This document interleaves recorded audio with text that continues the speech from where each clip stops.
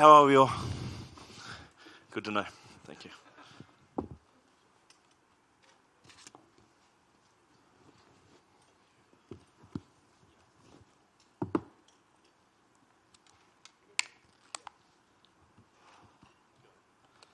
Tyson, front right here. We're only a few days removed from another massive pay-per-view here in Australia, a country that's been starving for fights. So what are the emotions now that camp's over and you're only a few days away? Fuck, it feels good for camp to be over, for sure. I felt like fighting for the past 3 weeks.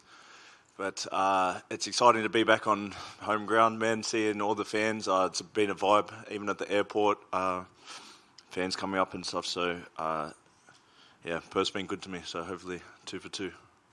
Personally, like you were saying, the last time you fought here in Australia didn't go your way. Did you feel any sort of unfinished business, given how that last fight ended and then the long layoff and everything? Yeah, and he's an asshole because then he retired. So I wanted that one back. No, obviously it's yeah, it was hard. There was a lot, but it was all supposed to happen for a reason. So I'm back here now, and yeah, ready to get it back, ready to get it done.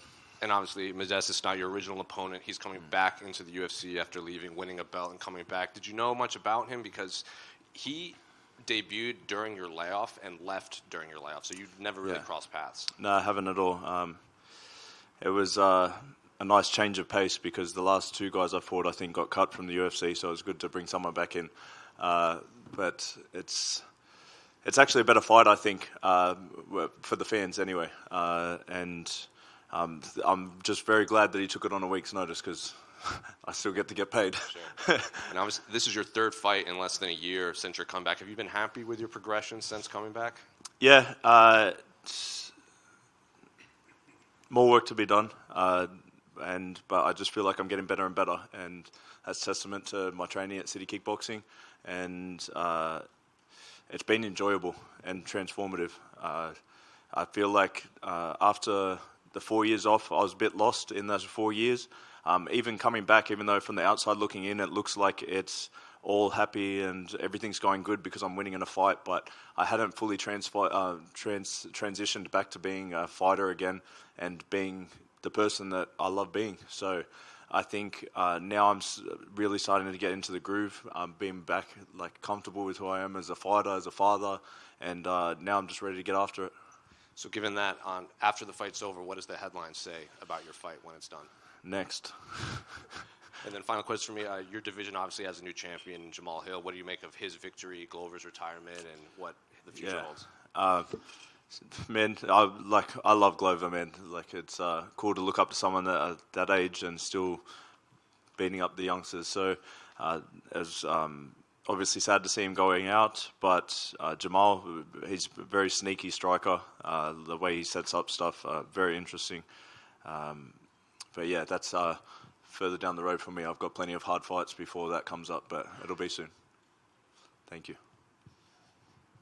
Since the comeback to first-round finishes, is there kind of pressure to keep that streak going, or is it just something that's kind of materialized on its own when you're out there?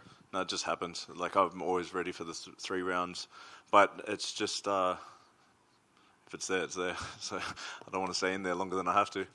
And you've only been to the decision once in your career, and it was a loss. Does any part of you be like, what would it be like to go all 3 rounds and win and something like that? Like how a fight would unfold in that fashion? Yeah, I'm happy for it to go the 3 rounds, but like I'd rather not go to decision. There's been a couple sketchy decisions, so I'd rather it not be that way. So I'm just, yeah. So it's always funner finishing off a wait.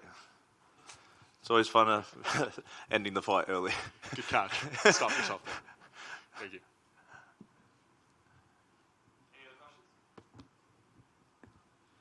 How you going, Tyson? Yes, sir. After having such a significant layoff, when having those kind of conversations with your family about coming back after knowing what you put on the line each time you fight, how do those kind of conversations go with your family?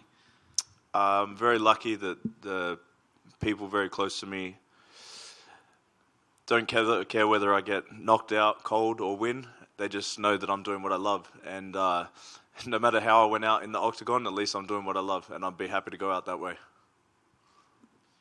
You've got another teammate coming back from a bit of a time off, and Shane Young. You give him any kind of words of advice and anything like that? Yeah, we've spoken a couple times about it. just like, brother, you've been off, like, go get your money. I know how it is. When you're not fighting, you're not getting paid. So I was like, make sure you go in there and make a statement. But he's been training hard. It was a very hard camp down at City Kickboxing, so I'm excited to see how he comes out. It's there's definite pressure. You don't know what kind of fighter is going to turn up. You don't know who you are. Like, after that long, are you going to show up and put on a show? Are you going to be rusty? So it's good to get that first one out and get those questions answered. And with other teammates from CKB who are having success in the same weight class as you, do those kind of thoughts and conversations ever come up that once you guys both reach the top 15 perhaps, that your paths start crossing and what that would mean? We've got to get to the top 15 first, brother. Fair enough, thank you. No worries. Yeah, you've said you've been reading. Yep. You said you've been reading like psychology books, and you've been working with a mindset coach, like Adesanya's, I think. What sort of stuff have you gleaned from that in this camp? Like, obviously, there's a lot of visualization. So I've already done the walkout 1,000 times. I've already seen how the fight goes, and it's just more comfortable. Like, no, like, you can't be worried about it because you're just happy with however it goes. Like, we're good. So, like, you said you were feeling fried, like, after your last camp. Yeah. Do you feel a lot better this time? Like Yeah. you said, you're getting into the swing of things. Yeah, and it was like, obviously I had a passing of my grandfather in the last camp, so I didn't even have time to deal with it. I flew home for the funeral, went straight back into fight at camp, and I didn't have that time to deal with it. So now I did. I got to grieve and see my family, be there for them, and now I just got to concentrate. I had like a perfect camp, man, this one. So it's always good when camp goes to plan. So it's obviously the outside pressure's gone. It's easier to concentrate on the goal. Tyson, your father, John Pedro, is a legend in Australian MMA. A legend? Instrumental in the growth of the sport.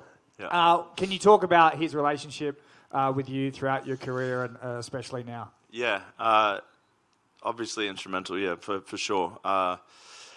He's taught me a lot of lessons, maybe some not on purpose, but he's, it wouldn't be here without him. But it's cool now that the tables are sort of turned because I've been able to start training him. Like this camp, I've been busting his ass.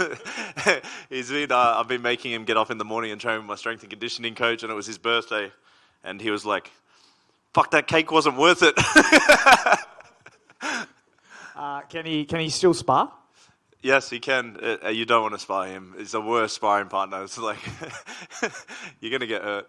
So 150 kilos moving at you fast. It's like getting hit by a train. Thank you. Tyson, up the back. Yes, sir. Just your thoughts on the main event, please. Scared. I hate watching my friends fight. So I know he's capable of winning and doing what no one thinks he can do, but I just want him to pull off the win. But I hate watching fight. I'd rather be in there 100%. So I know he's ready. And with Ty not fighting, will you be stepping into Shuey responsibilities with a win? Hell no. That's his. That's disgusting. No, he can keep that, right? That's not our thing. That's his thing. So keep the shoeys. Even Laura, she tricked me into a shoey, but it was because it was a fresh shoe. But yeah, that's it for me for shoeys. Thanks, mate. Thank you too. Have a good day.